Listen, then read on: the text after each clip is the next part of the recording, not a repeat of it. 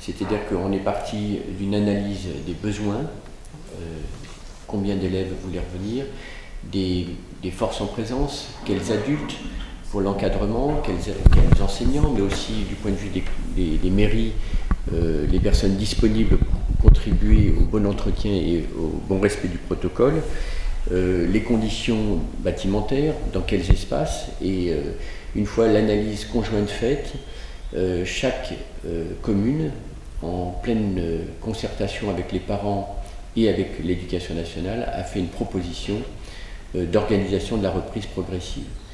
C'est ce qui conduit à ce que dans ce département, il y ait une grande diversité de modèles, parce qu'ils ne sont pas descendants, mais ils sont partis d'une analyse concrète et concertée du terrain, sans doute dans cette intelligence collective, quelque chose qui permet de faire un démarrage approprié.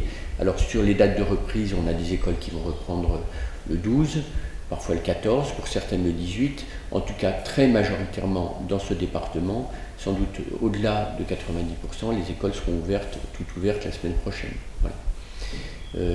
On entend assez mal, monsieur Buffon. Je vais me rapprocher du micro. Voilà. Donc, voilà, donc plus de 90% des écoles qui iront ouvertes au cours de la semaine. On a aussi sondé, et ça ne reste que des sondages pour l'instant, l'ensemble des familles pour voir les intentions de retour à l'école. On est à un niveau qui est un petit peu inférieur à la moitié des élèves pour l'instant. Je pense qu'il y a aussi des parents qui attendent de voir comment les choses vont se passer pour progressivement se prononcer. Et donc on est bien sur une reprise progressive qui ne voit pas tous les élèves revenir. Par exemple, les petites moyennes sections de maternelle ne reprennent pas maintenant. Et selon l'organisation prévue, on peut avoir des endroits où on a privilégié les CP et les CM2, et puis une entrée progressive pour les autres. Dans certaines écoles, tous les élèves seront accueillis. Voilà. Donc, pas de modèle départemental, mais un modèle qui repose sur une concertation locale et sur une analyse fine des besoins.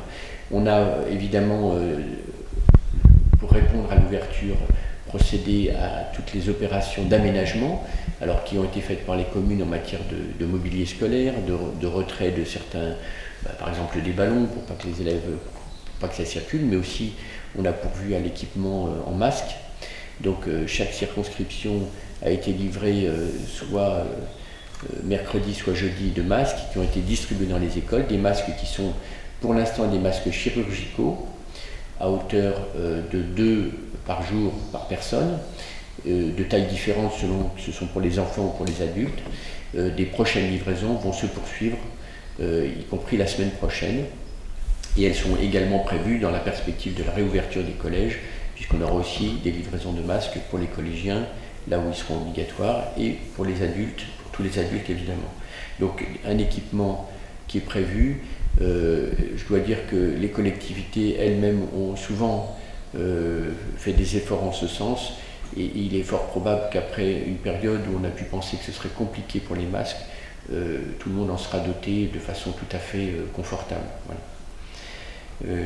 Voilà ce qu'il en était pour la reprise progressive, et on voit sans doute que les choses vont évoluer au fur et à mesure, et sans doute au mois de juin, on aura beaucoup plus d'élèves présents à l'école. On a essayé aussi de préserver une continuité pour ceux dont les parents n'avaient pas souhaité que les enfants aillent à l'école, donc les enseignants se consacrent aussi à cet accompagnement.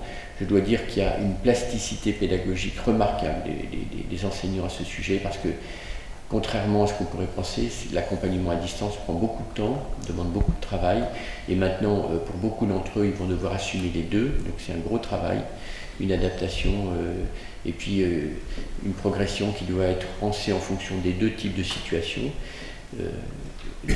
Voilà, une grande plasticité, un énorme effort produit.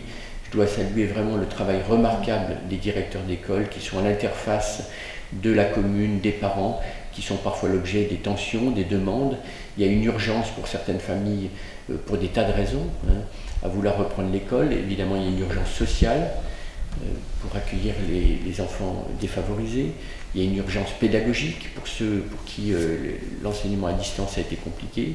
Et puis il y a aussi une pression économique qui s'exerce, puisque certains parents ont besoin de reprendre. Donc voilà, c'est à la convergence de l'ensemble de ces demandes et des possibilités qui sont offertes qu'on essaie d'apporter des réponses à tous. Voilà ce que je pouvais dire sur la reprise de l'école.